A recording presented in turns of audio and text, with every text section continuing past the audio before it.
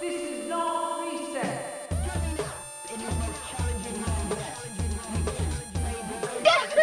It's showtime! Showtime, CFM Radio. Drix, how are Yo, you tonight? yo, dude, I'm doing pretty good, man.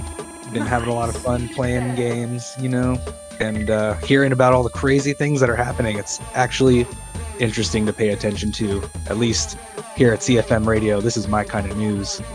CFM Radio, we definitely are into the weeds and the industry business going on today. Today we're actually going to take a little bit step back from the industry stuff. We're going to touch on it a little bit, but we're actually going to go more into the games. That's what people want to like. That's what people like. That's what people want to play. That's what we're all about as gamers. Drix, you told us last week you were playing Diablo 4.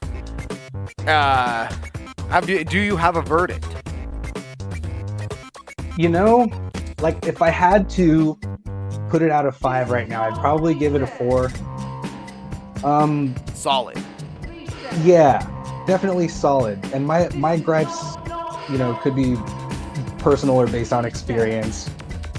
But yeah, it depends on your expectations going into it, but it's a lot of fun. And some of the things I've noticed are like getting up the skill tree. You have pretty much 3 options and you got to commit to either one. There's not a lot of room for like mixing and matching stuff. And there's a lot of like trial and error, and you pretty much have to expect to respec your character and like spend the in-game currency, the coin, to just try every possible combination of only 6 abilities. And just where I'm coming from is like I enjoyed Final Fantasy XIV a lot, and I'm sure there's other like World of Warcraft, Guild Wars 2, MMO fans out there. And if I'm not mistaken, like you could just assign a bunch of hotkeys and abilities in Diablo 2 and just play the keyboard to its maximum potential.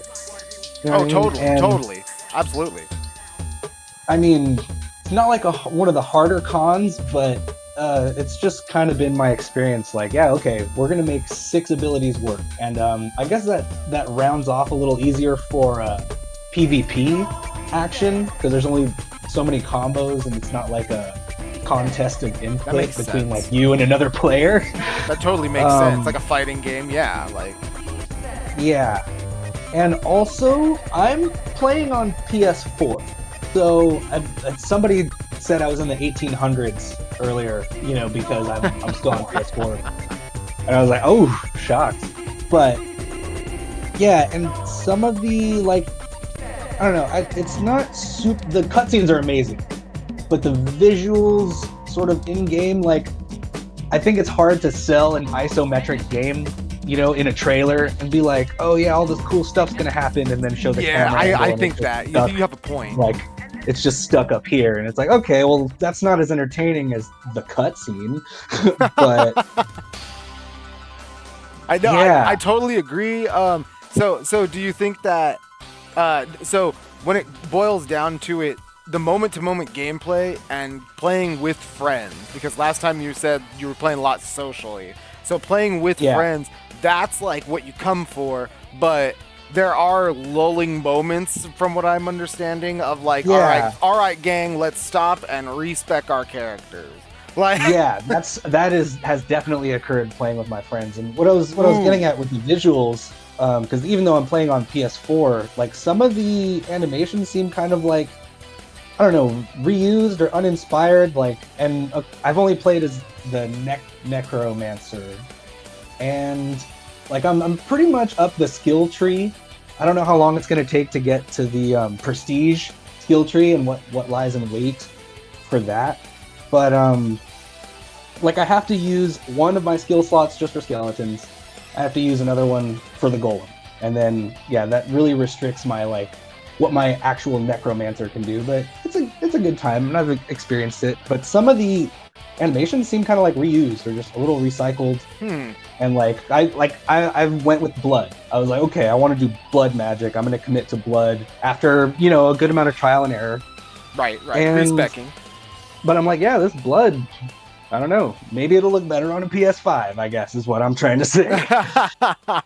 So, like, if you're gonna play the game, spring for the better hardware, the one that It runs a might be little bit about better. that time. Yeah, I could be just a fool on old hardware. sure. Yeah, I couldn't tell you, whether they spent a ton of time on the animations and stuff. And then the difficulty. It doesn't. Diablo's that kind of game where, like, I guess they used to say it didn't get fun until you've beaten it. You're playing on nightmare mode now, and it's just I don't know. It's tough to measure, like, am I having more fun because this enemy takes more hits to kill? Like, am I enjoying this? Or, am I just trying to beat it to get to the harder difficulty to try to enjoy it more? Yeah, no, I understand. I mean, one of the biggest parts about Diablo that I really loved, especially when it comes right down to like bail runs and all those like old school Diablo 2 stuff, is that, when you get that sense of power, like you just overpower the enemy just completely. And it's like, all right, doesn't matter if it's Nightmare Bale. We're going to go in there. There's 5 of us and we're all just going to blow him up and he's going to get nuked and die. And we're going to grab a bunch of cool stuff. Like, that's Diablo, soloing is right? a different game. Yeah, soloing, totally different game. Like, are you playing a lot solo? I have been, actually. Yeah. I was getting into it, and it's fun, but it gives you more time to do the respecs.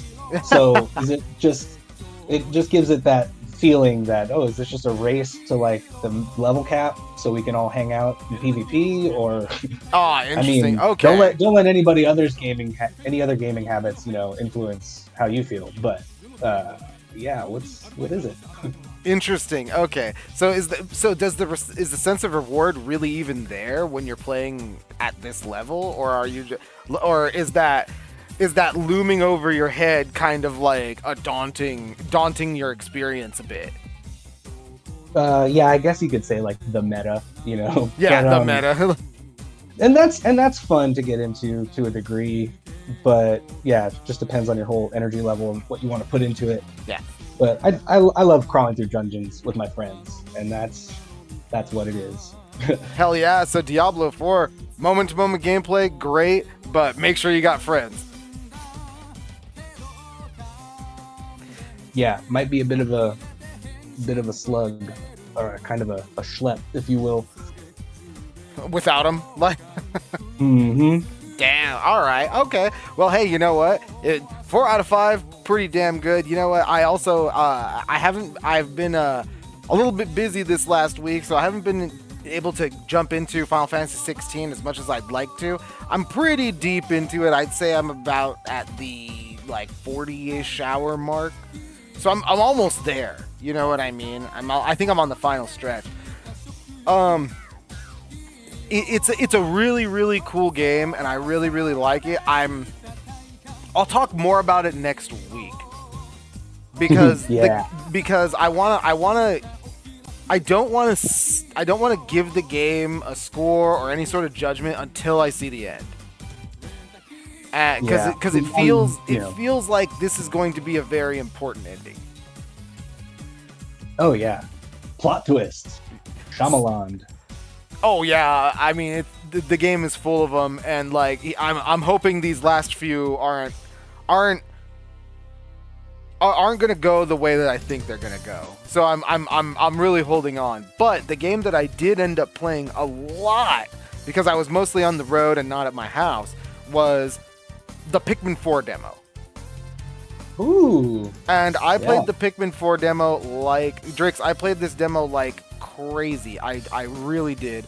I played it to completion, essentially. Like, the demo is meaty. So once you there is a score that you can hit of 1500. They call it Sparklium, which is the points you get from the treasures you collect. Okay. And like after 1500, the demo's over, because 1500 unlocks the next level for the main game. So like, and your save progress, your save carries over from the demo into the main game. So you hit that cap, and then the demo's over. what you can do, and what I did, is I did that. I got a bunch of Sparklium, and then I was like, you know what? I'm gonna see what happens if I just push it. And if you push the demo, you can get about a chunky 4.5 hours out of it. Ooh, yeah, that's a good time. I remember having a lot of fun just going around and gathering all the artifacts, or trying to gather everything in one go, like it's Tony Hawk in the original Pikmins. I'm gonna tell you right now, dude, Drix, this Pikmin game. I'm a Pikmin fanatic. I love Pikmin. I'm a big Pikmin fan because I love RTS games. And, Yeah. And like, Pikmin is just such a unique RTS. If you're an RTS fan and you've never played Pikmin, I highly recommend you play Pikmin because it's just such a different take on the genre. It's very user friendly and it's very beginner friendly, but I feel like this is like accessibility done right. Yep. It's made into art. Yeah, it's very, very good. You could play the first 2 games on Switch. That you could download them now. Like, there's a bundle you get, Pikmin 1 and 2 for $50. Both games are $30. So you could play all 3 Pikmin games on Switch. Pikmin 1, 2, 3. And then on Pikmin 4 comes out July 21st. But I gotta tell you, Drix, going back to the Pikmin 4 demo, you get, like, it's a demo, so I'm not going to worry about spoilers or anything like that. So if you get 100% in the Sun Speckled Terrace, which is the first area of the demo, you can get all 3 types of basic Pikmin, red, blue, yellow. You can get a ton of ice Pikmin. They're brand new. They're really, really cool. They freeze enemies. They freeze water. It's really awesome. You experience the Dandori battles, which are essentially like it's like a PvP thing. Like, you go up against an AI opponent who also is controlling Pikmin and one of the little, like the new dog. I'll talk about him in a minute, but they also have a dog, and you have to compete gathering treasure. Whoever gets the most treasure wins. Awesome. It's really, really cool. And I gotta talk about the dog, Ochi. Drix, if I told you there's an armored personnel carrier in Pikmin, and like, and I just told it to you like that, you'd probably be like, whoa. Oh man.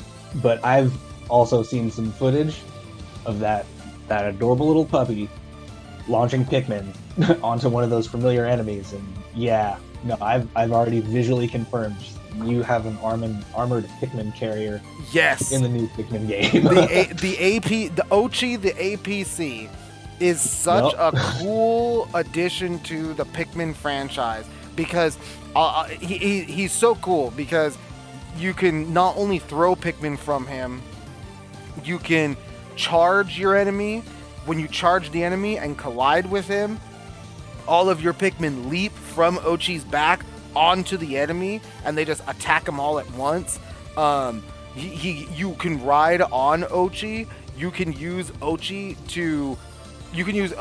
to like upgrade for upgrades, and like my Ochi by the end of the demo had the strength of 10 Pikmin, so he was carrying a bunch of stuff.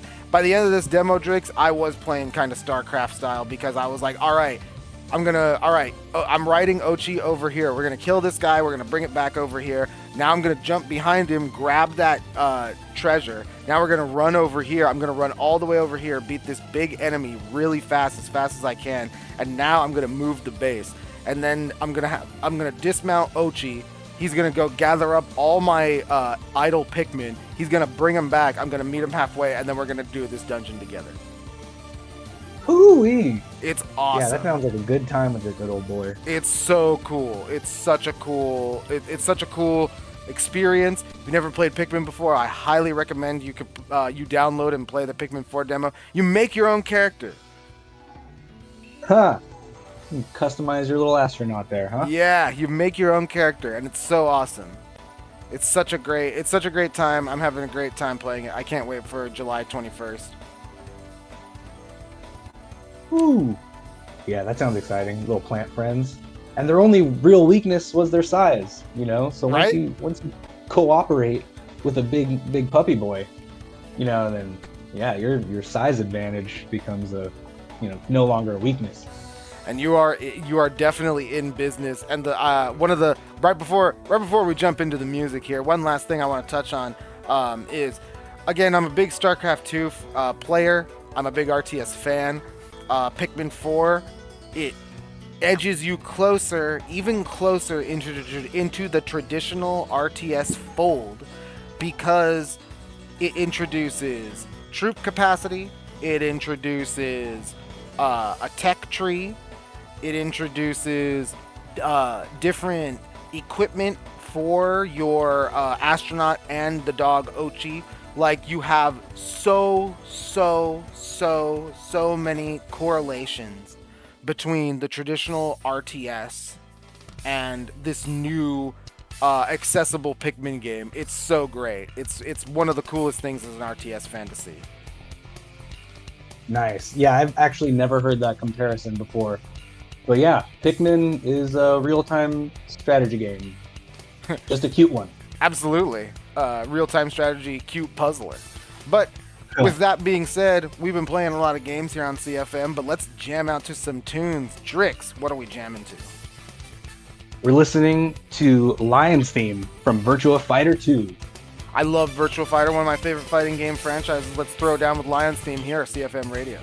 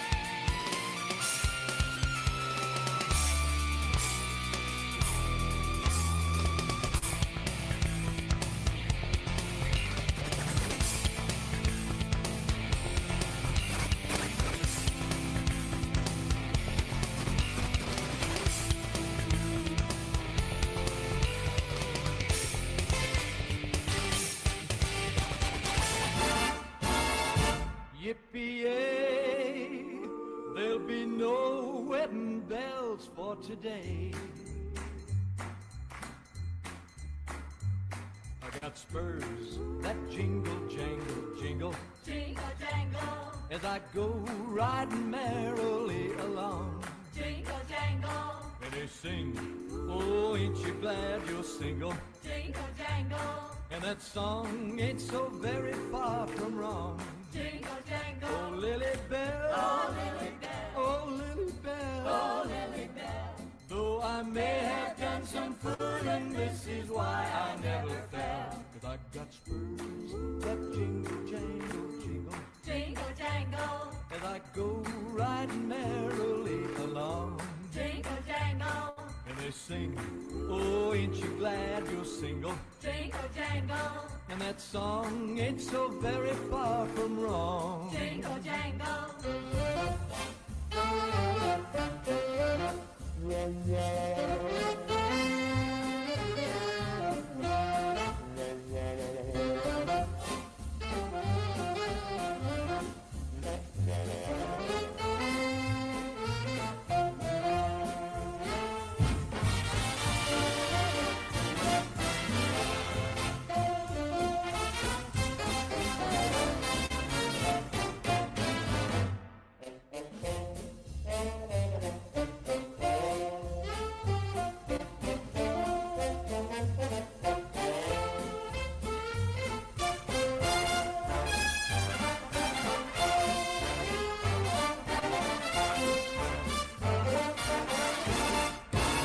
Oh, I got spurs that jingle, I got jingle, spurs jingle.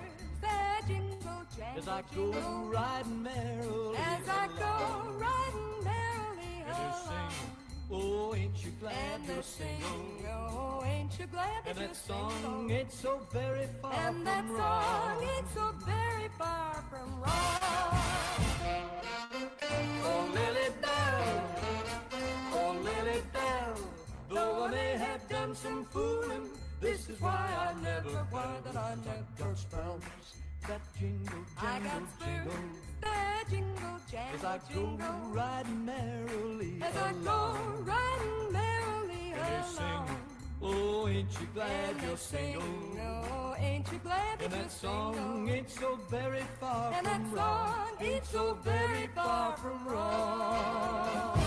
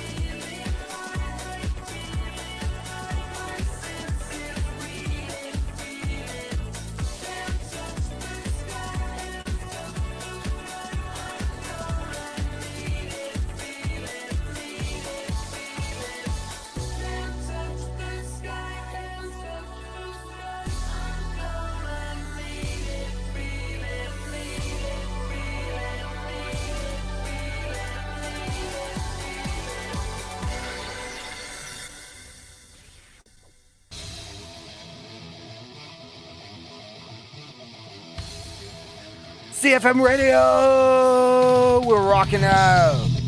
Yeah! Go on and get you some. The Sega Rally for the Sega Saturn. Sega Rally, we love it. You know, Drix, Sega Saturn, one of my favorite childhood consoles. Big time flop, but has a lot of amazing games. And music. Absolutely. CD quality. Yeah, that was a big step, especially for songs and sound. Yeah, especially for games. Yes.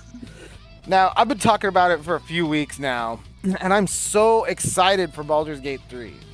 You know, RPG games are some of my favorite, and we've had a ton of news about this one come out recently. First of all, from the Larian Studios Twitter, the release for the PC version of the game has been moved up, and the PS3 release has been revealed. The PC version of the game will be available August 3rd, while the PS5 players will unfortunately need to wait until September 6th.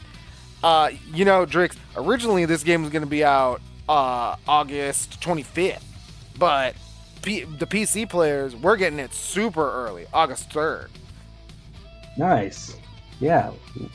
Give them something to enjoy. Especially before Starfield. Yeah. Get your D20 style on. Absolutely. But, you know, that's not all, and these two games might be closer competitors than we thought, even with the release windows so very far away, because it's sounding like this game is going to be one to look out for from IGN. The headline is, Baldur's Gate 3 standard playthrough takes 75 to 100 hours, Larian says. Alright, so the Larian boss, Sven Vinicki, spoke with IGN and shared some very interesting information about the upcoming D&D AAA release. From the article, between 75 and 100 hours. That's what we're seeing, Vinicki said. That's not doing everything, though. That is just going to be a playthrough. There will be people who will be way over that, the ones who want to do everything. They will probably hit 200 hours, I think. On average, we're seeing people who are going through take about 75 to 100 hours. Drix, holy shit. Meaty. Big honkin' meaty world. Yeah. This game is huge. Yeah. It's gonna live up to the legacy in the Baldur's Gate series. Gosh, come a long way. Gosh, I guess so. You know, reading further, Vinicki says there are multiple ways of playing it, right? We saw that with Divinity, Original Sin 2, and it will be no different here. People who are going to be playing multiplayer, they'll take a year and a half. They will make their regular sessions where they play, like D&D. Drix, this is kind of a profound statement. Do you think that, can you see yourself or friends of yours possibly being like, all right, guys, let's play some D&D, but we don't need to like sit down at the tabletop. Let's just fucking play Baldur's Gate 3 for a few hours every week. Yeah. Wow. I hope it gets into that detail. I'm sure, you know, there's the diehards who are into D&D might not even, you know, play something in a fantasy setting. Like they're doing, you know, copies of movies and stuff or horror themes, or they can go anywhere with their imagination. But yeah, if there's still a D&D related, you know, online gaming crowd, like, I don't know, as far back as like Neverwinter Nights and stuff like that. Yeah, that if those people are still around playing games, like, yeah, they might make it a weekly session. Let's just hope the world is that deep and comes with that level of customizability in addition to just hours of gameplay. So, you know, Drix, I gotta say it right now, right here. I played the early access. I've been playing the early access since the early access launched. Me and my girlfriend, back when this was originally a Stadia exclusive. And I gotta tell you, this game is probably the best RPG traditional, straight up RPG I've ever played, because so we've done it a couple different times. We've played with all player-created characters. 4 people in a campaign, all player-created characters. The character dialogues for the player characters, they are voiced. You do interact with one another at key moments in the story as if you are Mass Effect teammates. So, like, wow. There is built-in role-playing aspects of the game where, and you don't choose, one of the few things you don't choose at the very beginning of in character creation for Baldur's Gate 3 is your alignment. Your alignment actually, we don't really know how it works, me and my girlfriend, but we assume that it shifts based upon your choices.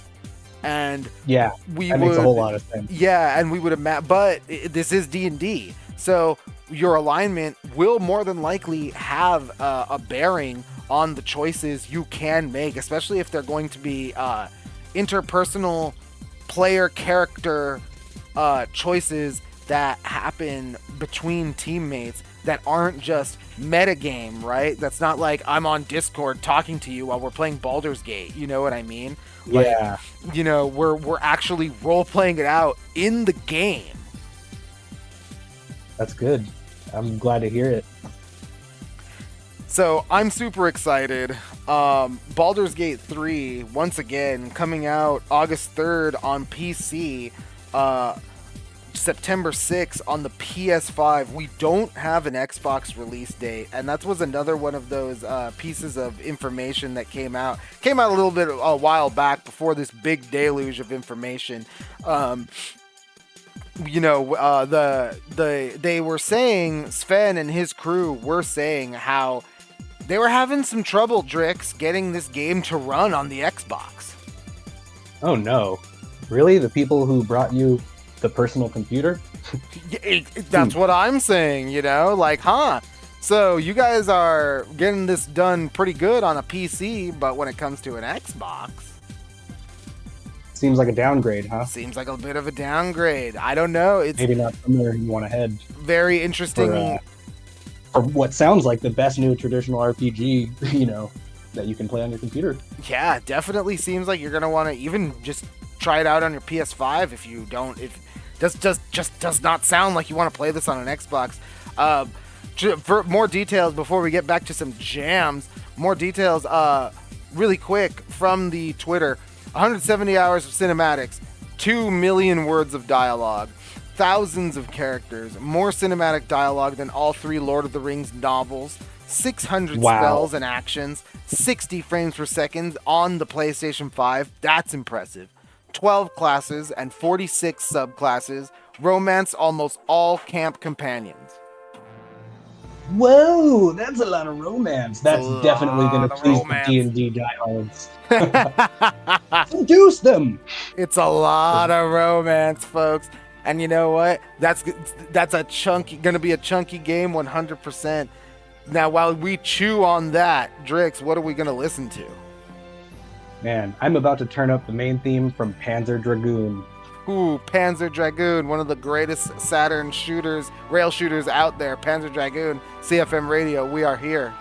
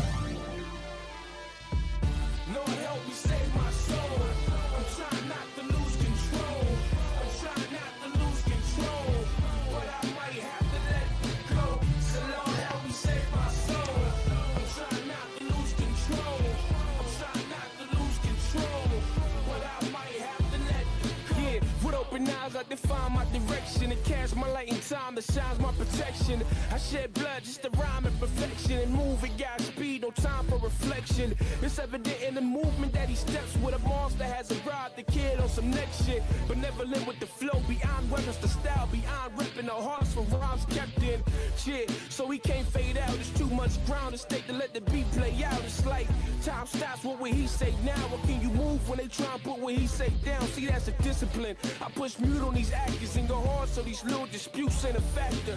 I gotta get my name up in the rafters and make it so only real shit is coming right after. Let's go. Lord help me save my soul. I'm trying not to lose control. I'm trying not to lose control, but I might have to let go. So Lord help me save my soul. I'm trying not to lose control. I'm trying not to lose control, but I might have to let go. I'm trying to find my position in time to get it poppin' before I'm out of my mind. See, I be out on the grind for a week at a time, like I be dead when I close my eyes. So I be sleeping one eye open, vision on my hopes and dreams with a desire that it burn till it's smoking. I'm on fire, ain't no need for provoking. My soul providing the fuel that'll keep me open. By any means, they still trying to control him and take away the light he holds so they can close him. But never that, there's no force to hold him down when he grabs that mic and goes in. I'm so far above what y'all is dealing with. I'm so close to the edge, I'm unlimited. I'm so diligent till the end, I'm killing it. And with my last breath, I exhale, spilling this. Lord help me save my soul. I'm trying not to lose control. I'm trying not to lose control, but I might have to let go. So Lord help me save my soul. I'm trying not to lose control. I'm trying not to lose control, but I might have to let go.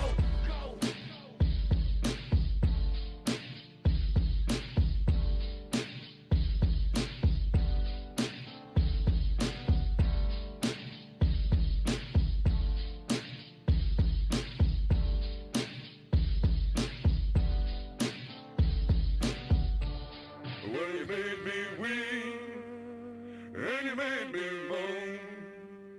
Well, you caused me to leave, child, my happy home.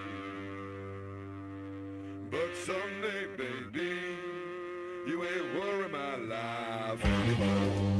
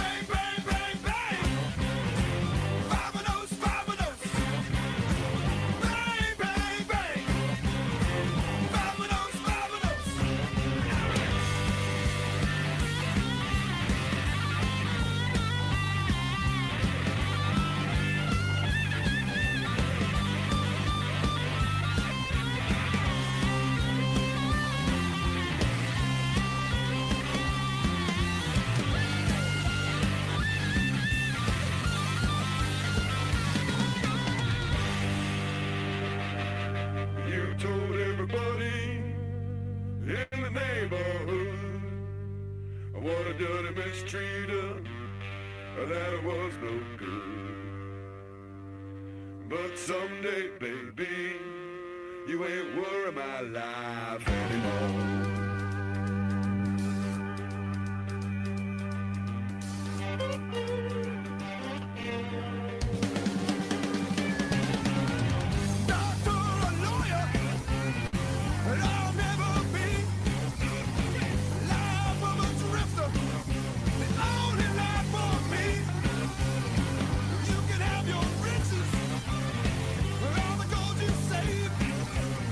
There ain't room for one thing.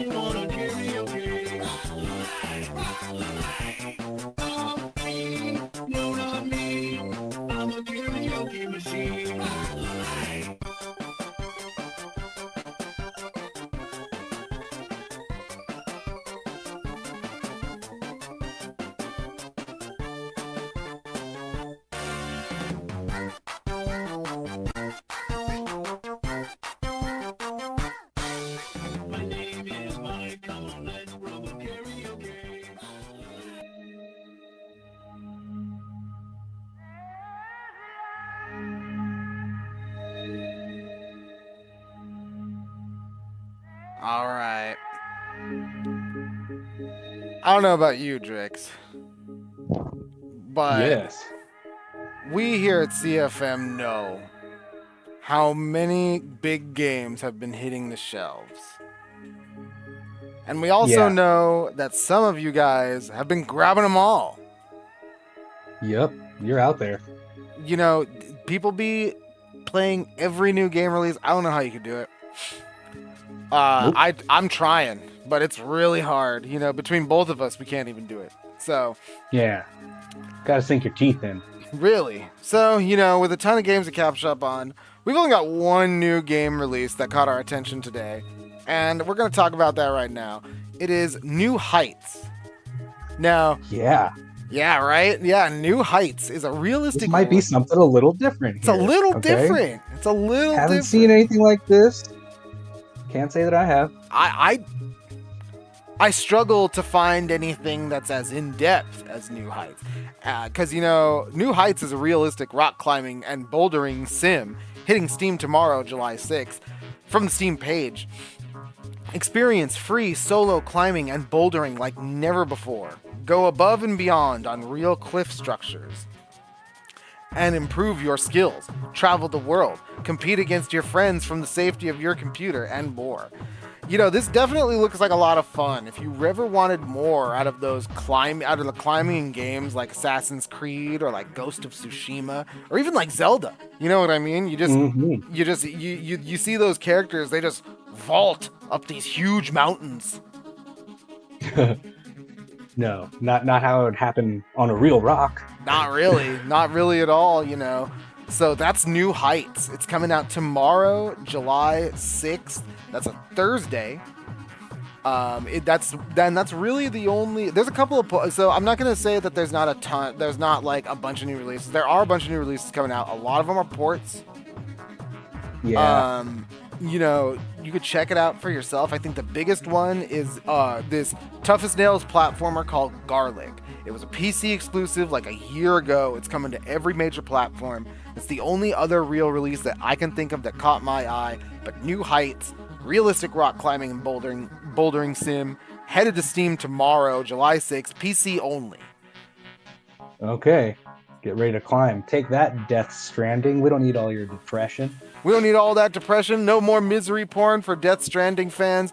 But, and you know what? The better part about Death Stranding and the gameplay, I don't need to be an Uber Eats simulator.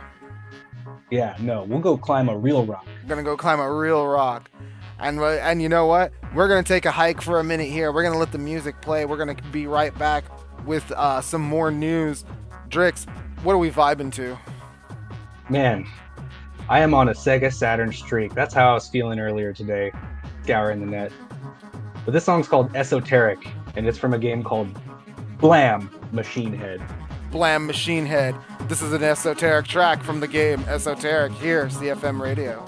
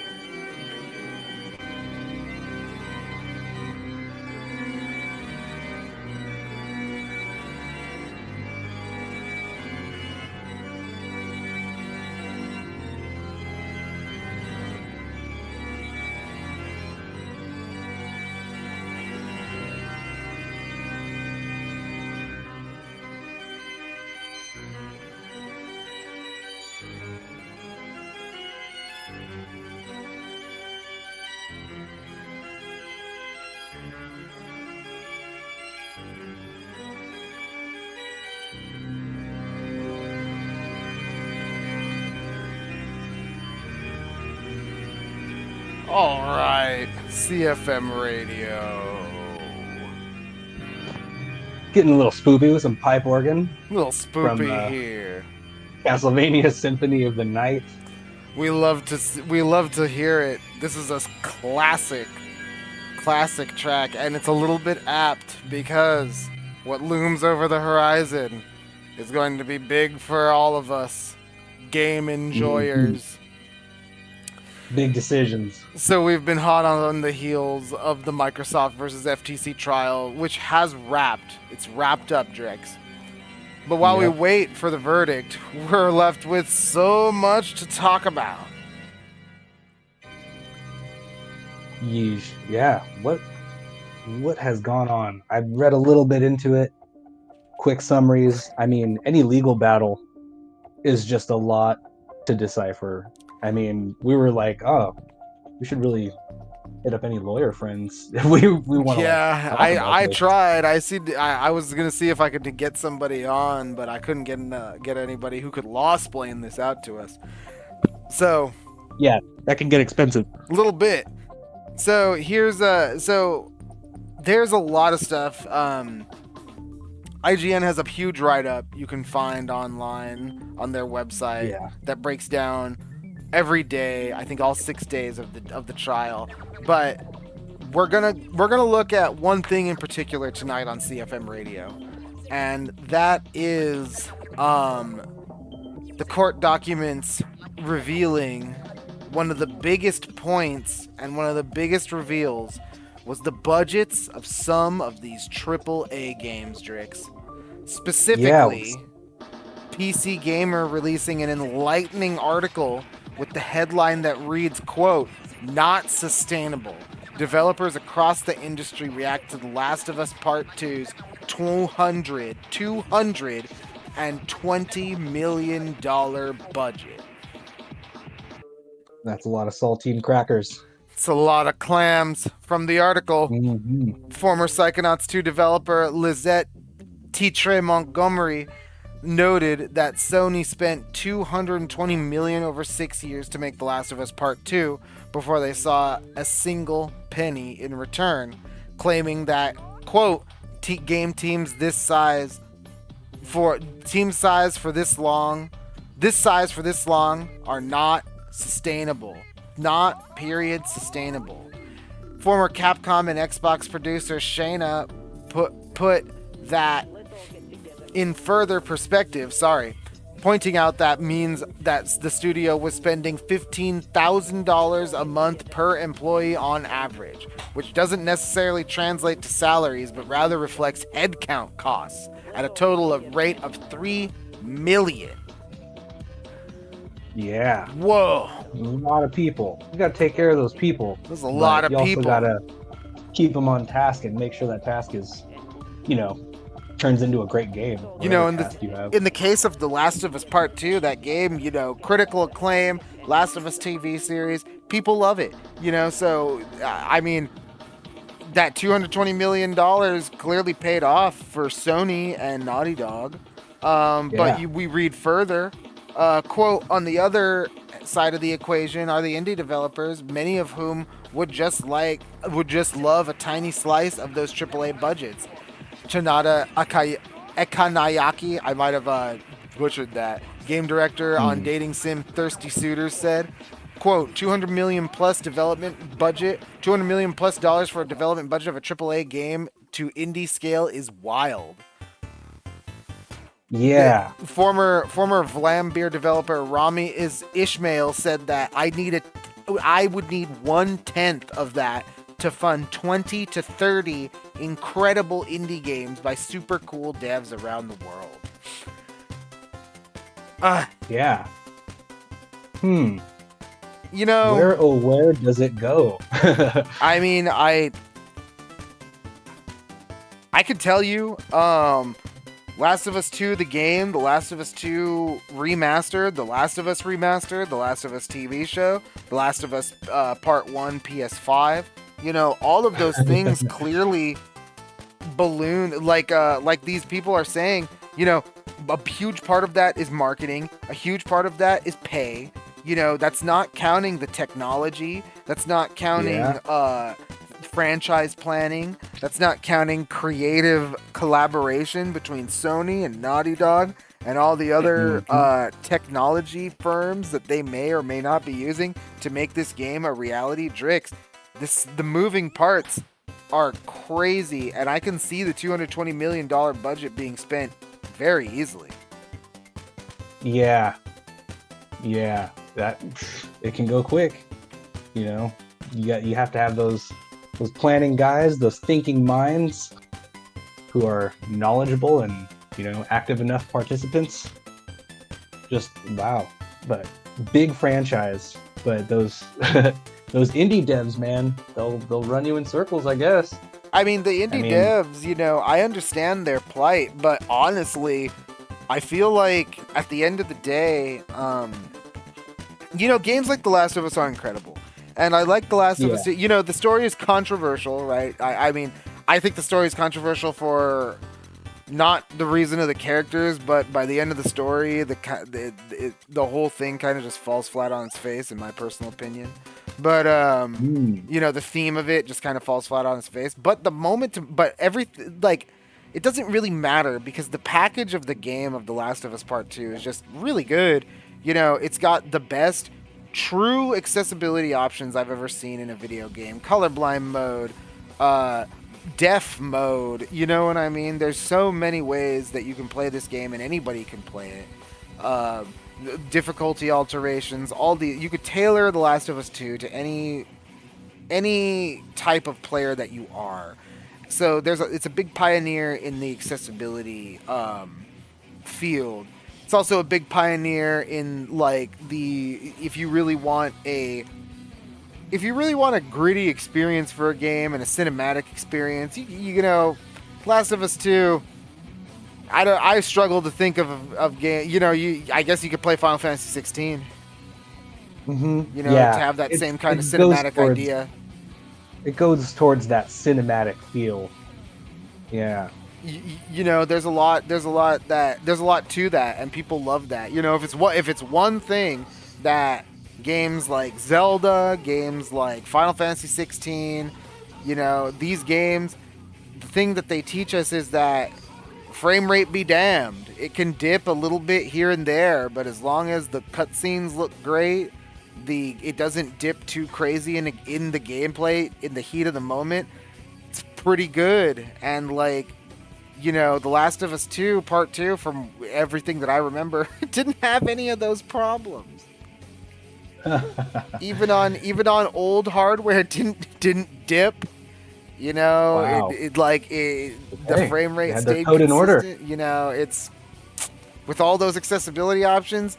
It doesn't matter how you feel about the game. It doesn't matter how you feel about the message. You gotta hand it to the people at Naughty Dog. They really know how to make a fucking game.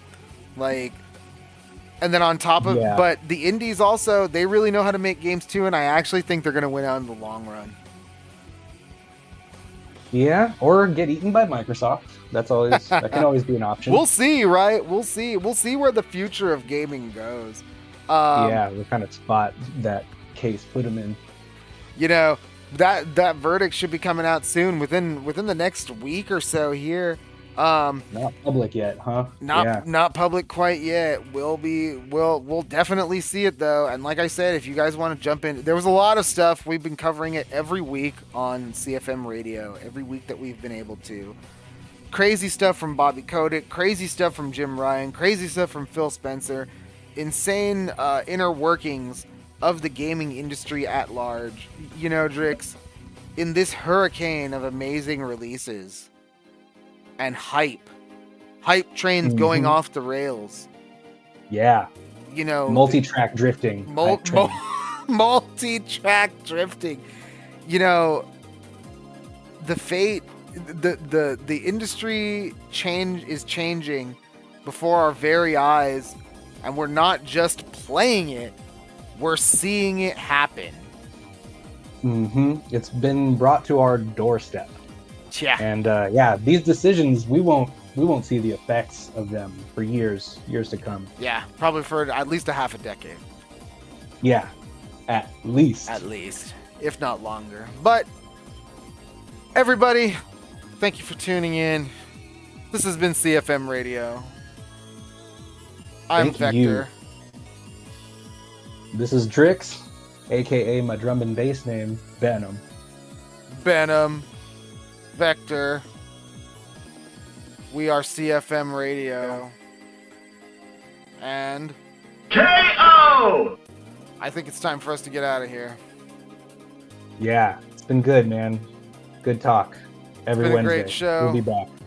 Every Wednesday we are here. I know that you'll be back.